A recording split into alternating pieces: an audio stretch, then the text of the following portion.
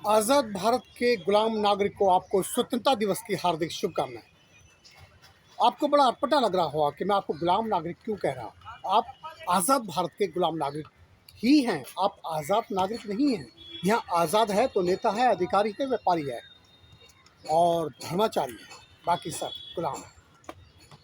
ये देश की संपत्ति का अगर बंटवारा किया जाए तो एक व्यक्ति के हिस्से में, ये रिपोर्ट है 23 नवंबर 2002 की अमर उजाला की, जिसमें छपा था कि इस देश के प्रत्येक नागरिक पर 67 करोड़ रुपए का हिस्सा आता है और आज के हिसाब से कम 75 करोड़ रुपए प्रत्येक व्यक्ति पर आते हैं। अगर जिसके पास 75 करोड़ या उससे अधिक है वो आज़ाद नागरिक है और इससे कम है तो वो सब गुलाम नागरिक है।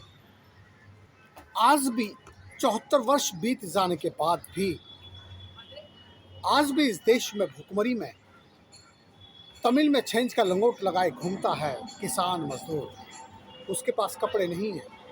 उड़ीसा में कालाहांडी जिले में जहां भुखमरी में लोग अपने पेट के बच्चे बेचते हैं, अंग बेचते हैं और जिसम टुकड़ों पर बिकता है, पति पत्नी का सौदा करता है।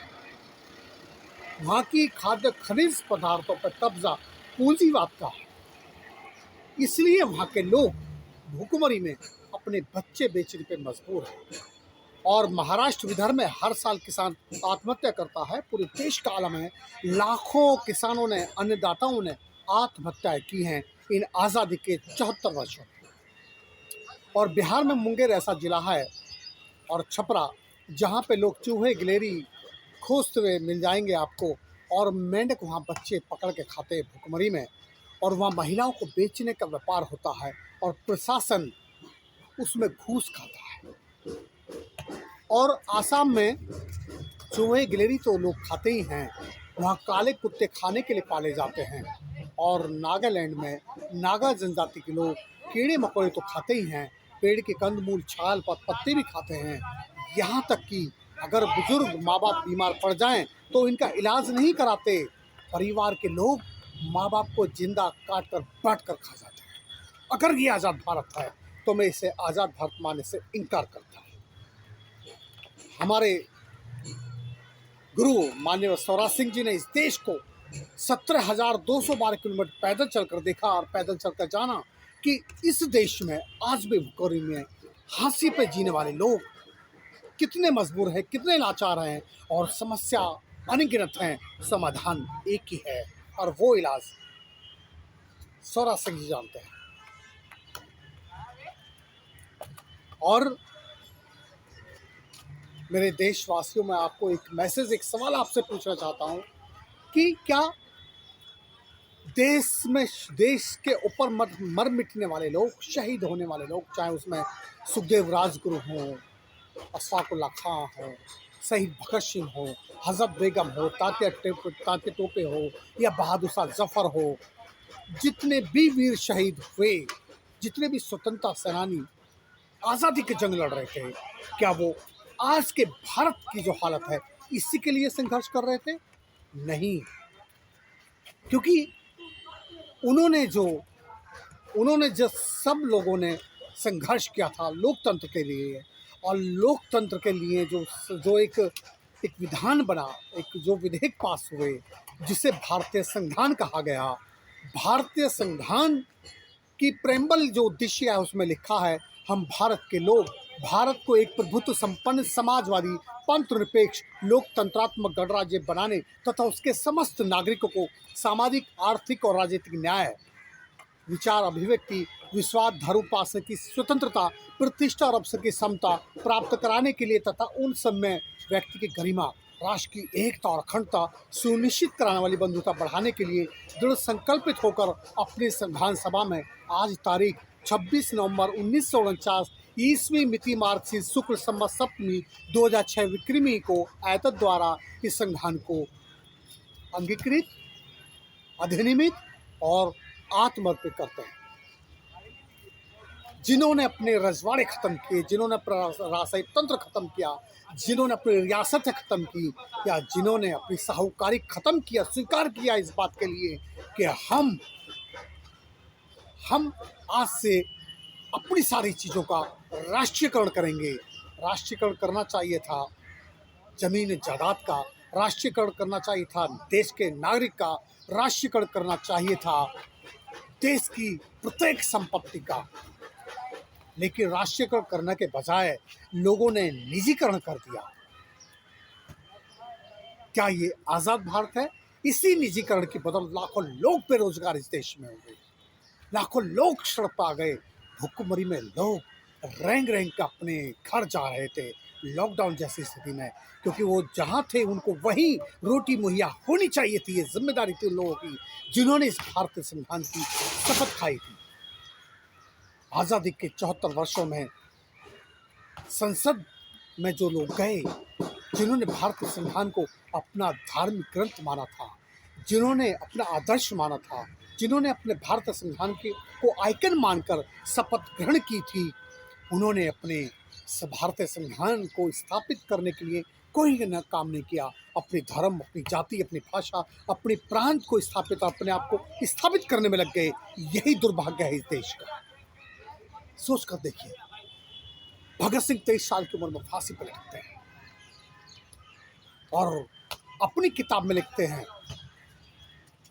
यदि इस देश में, इस विश्व में अगर एक नागरिक भी भूखा है और हमको पता है, तो उसके गुनहगार कोई और नहीं, हम स्वयं हैं। और शहीद भगत सिंह ने कहा था, जब तक इस देश में निजी संपत्ति का अधिकार रहेगा, मेरी फांसी का लाभ आम नागरिक को नहीं मिलेगा। तो भगत सिंह किस आज़ादी की जंग लड़ रहे थे, उनके समर्थक किस आज़ादी की जंग लड़ रहे थे? भगत सिंह चाहते थे देश के प्रत्येक नागरिक को मूलभूत सुविधाएं मिलनी चाहिए।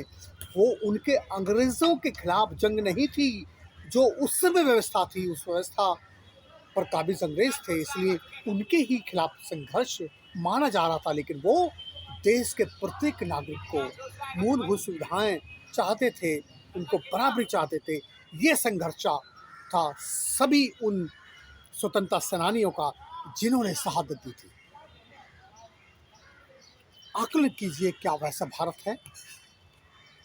क्या सरकारें जितनी भी आई इस देश में, कि उन्होंने भारतीय संविधान को अपना आदर्श वाक्य माना? मुंह में राम बगल में छुरी रखा, कसम तो खाई भारतीय संविधान की, और भड़ों ने मंदिर की बात की, कुछ भड़ों ने मस्जिद की बात की, कुछ नालायकों ने जाति और भाषा प्रांत की बात की, और संकीर्ण बिंदु पर संघर्ष करके लोग सत्ता में पहुंचते रहे और संसद में पहुंचकर उन्होंने भारतीय संविधान पर मूतने का काम किया। और हमें इस बात की अगर पता हुई और हम खड़े नहीं हुए, ये दुर्भाग्य है हमारी आने वाली पीढ़ियों का, कि जब हमसे वो सवाल करेंगे, पूछेंगे कि आपको भारतीय संविधान दिया था, 389 लोगों ने हस्ताक्षर किए थे, उस संविधान को अंगीकृत किया था, बाबा साहब अम्बेडकर ने अपने 4 बच्चे कुर्बान करके आपको आज़ादी आपके हाथ में दी थी। आपने उस आज़ादी का क्या किया? संविधान आपको क्या देता है? वोट का अधिकार। पिताजी आपने क्या किया? बेटे, हमने अपने वोट को लड्डू में, जलेबी में, साड़ी में, कंबल में बेच दिया। हमने जाति धर्म के, भाषा प्रांत के नाम पर बेच दिया। हम अपने पराये के नाम पर बेच दिया। हमने पड़ोसी के नाम पर बेच दिया। हमने रिश्तेदार के नाम पर बेच दिया। और एक स्कूल, एक वर्दी, एक ही शिक्षा का सिलेबस तय हुआ था। आपने शिक्षा का क्या किया? इन भ्रष्ट लोगों ने शिक्षा में भी धंधा किया। शिक्षा जहाँ फ्री मिलनी चाहिए, उसमें भी धंधा इन लोगों ने किया। कि ये हमारे लीडर हो सकते हैं? नहीं। जो इस देश को धर्म के नाम पर, जाति के नाम पर, भाषा प्रांत के नाम पर, पेड़ पौधों के नाम पर, कलर के नाम पर बांटने का काम करते हैं, यही आतंकवादी हैं। इनके षड्यंत्र को आपको समझना होगा। आपको जाति धर्म भाषा प्रांत से पर उठकर संघर्ष करना होगा। आपको नीति का संघर्ष करना होगा। जैसे नीति के लिए संघर्ष किया था ज्योतिबा फूले ने, आपको शिक्षा का अधिकार दिया। शिक्षा और नीति के लिए संघर्ष किया था बाबा साहब ने, एक वोट एक वैल्यू, एक आदमी का राइट आपको दिया। और संघर्ष किया था बीपी मौर्य जैसे, डी के आनंद जैसे लोगों ने, डी के खापड़े जैसे लोगों ने, और दीना भाना जैसे लोगों ने, और संघर्ष किया था नामदेव ढसाल जैसे लोगों ने, जिनको पेट्रोल छिड़क के मार दिया गया। बोलने का साहस रखिए। और संघर्ष किया था काशीराम साहब ने, जिस समाज के लोग सपना देखते थे घास खोदने का, आज वो देश बदलने का साहस रखते हैं और संघर्ष भी कर रहे हैं। लेकिन आप क्या कर रहे हैं, ये सवाल आपसे है। अरे बाबा साहब अम्बेडकर ने कहा था, हो सकता है तो कुछ अच्छा कीजिए, अच्छा नहीं कर सकते हो तो अच्छा लिखिए, अच्छा लिख नहीं सकते हो तो अच्छा बोलिए, और अच्छा बोल नहीं सकते हैं तो जो बोल रहे हैं उनके खिलाफ जहर मत उगलिए, उन्हें रोकने का प्रयास मत कीजिए, उनको सहयोग कीजिए तन से, मन से, धन से। और उतना भी नहीं कर सकते हो तो मुंह बंद रखिए। जो कुछ नहीं करते हैं वो आलोचना, गाली पकने में लग जाते हैं। जिन्हें कुछ करना होता है वो वो ये नहीं देखते कौन चल रहा है, वो देखते हैं हम स्वयं चल रहे हैं या नहीं चल रहे हैं। जिन्हें चलना होगा वो चलेंगे, जिन्हें चलाना होगा वो चलाएंगे। अगर आप इंतजार करते रहेंगे तो निकृष्ट भ्रष्ट लोग ये आपके बच्चों का की शिक्षा बेच दी, आपके बच्चों का रोजगार भी बेच दिया, आपके बच्चों का खान पान रहन सहन भी बेच दिया, आपके बच्चों के बदन के कपड़े और कफन तक भी इन्होंने बेच दिया। हमारे जो सेनाओं पे कुर्बान होते हैं उनके कफन तक बेच दिए गए और हम मूक दर्शक बने हुए हैं। आखिर हम किस समय का इंतजार कर रहे हैं। आज संकल्प कीजिए स्वतंत्रता दिवस के दिन कि यदि आप जीवन में कुछ करेंगे तो आप मानवतावादी बनिए। जो अगर आपको देश का नहीं पूरे विश्व का अगर आपको नेतृत्व करना है तो आपको धर्म जाति से ऊपर उठना ही होगा। जो आपको चाहिए, संसार के प्रत्येक नागरिक को चाहिए, प्राकृतिक नियम के आधार पर सोचिए, विचार व्यवहार रखिए। प्रकृति फर्क नहीं करती, जो फर्क करता है वो इंसान हो ही नहीं सकता। वो लालची कुत्ता है जो सिर्फ अपने आप को स्थापित करने के लिए संघर्ष कर रहा है। आज के दिन स्वतंत्रता दिवस है। मैं बड़ा व्यथित हूँ, बड़ा विचलित हूँ, बड़ा परेशान हूँ पिछले 1.5 वर्ष से, क्योंकि मुझे जहाँ होना चाहिए, मुझे जो करना चाहिए वो कर नहीं पा रहा हूँ। लेकिन इंतजार कीजिए, बहुत जल्दी आपके बीच में आऊँगा और कुर्बान करूँगा अपने आप को इस देश के लिए, कुर्बान करूँगा मैं आने वाली पीढ़ी के लिए, कुर्बान करूँगा अपने खून के एक एक बूंद। मिट जाऊँगा लेकिन अपने पीछे इतने लोग छोड़ जाऊँगा। जब वो चलना स्टार्ट करेंगे देश बदलेगा, एक दिन में बदलेगा। 74-75 वर्ष इंतजार नहीं करना पड़ेगा। जब बदलता है यूं चुटकियों में बदलता है, बशर्ते बदलने वाले लोग। कोई एक चलना चाहिए। कुछ साथी हमारे साथ जरूर हैं, लेकिन ये विडंबना ही है कि नेकी 9 कोस और बदी 100 कोस। नेकी को चलाने के लिए लोग हमारे पास नहीं हैं। मैं निवेदन करता हूँ उससे सबसे हाथ जोड़कर कि सौरा सिंह जैसे लोग जिन्होंने अपना पूरा जीवन देश के ऊपर न्यौछावर कर दिया, उनका परिवार अपना परिवार नहीं है, उनका समाज ही अपना परिवार नहीं है, उनका शहर, उनका समाज अपना परिवार नहीं है। समस्त भारत को उन्होंने अपना परिवार माना और देश को गोद में लिया। स्वतंत्रता दिवस ऐसे मनाया, गणतंत्र दिवस उन्होंने ऐसे मनाया। उन्होंने 14 अप्रैल मनाई तो इसी तरह मनाई, और उन्होंने 6 दिसंबर में मनाया। और शहीदों की शहादत पे उन्होंने अगर आंसू बहाए तो इस सोच कर बहाए कि हमारे शहीदों ने जो कुर्बानी दी वो किस आज़ादी के लिए दी।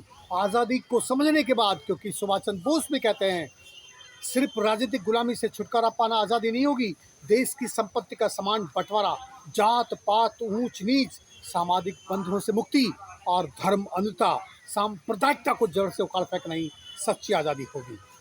ये चाहते थे सुभाष चंद्र बोस। क्या उनके मानने वाले लोग वैसी सोच रखते हैं? शहीद भगत सिंह को अपने मानने वाले लोग क्या किसी भूखे के बारे में सोचते हैं? और अल्लाह कहता है मैं सारी दुनिया का हूँ, पूरी कायनात का हूँ, पूरी कायनात में एक एक प्राणी, एक एक जीव मेरा है।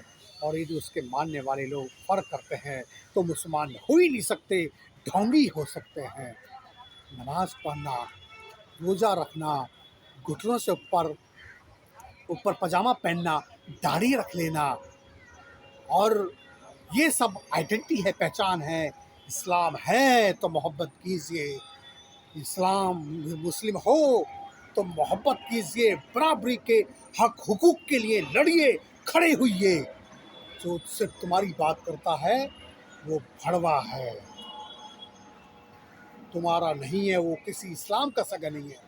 और शासक करती हुई जमातें किसी की सगी नहीं हुई, ये पूरी दुनिया जानती है।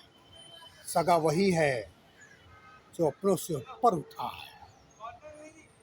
मेरी बात ख़त्म होती है, कहने के लिए बहुत कुछ है, लेकिन आप सुनेंगे नहीं, कभी बुलाइए तो मैं आऊँगा। मेरा नंबर है 9643 699 499।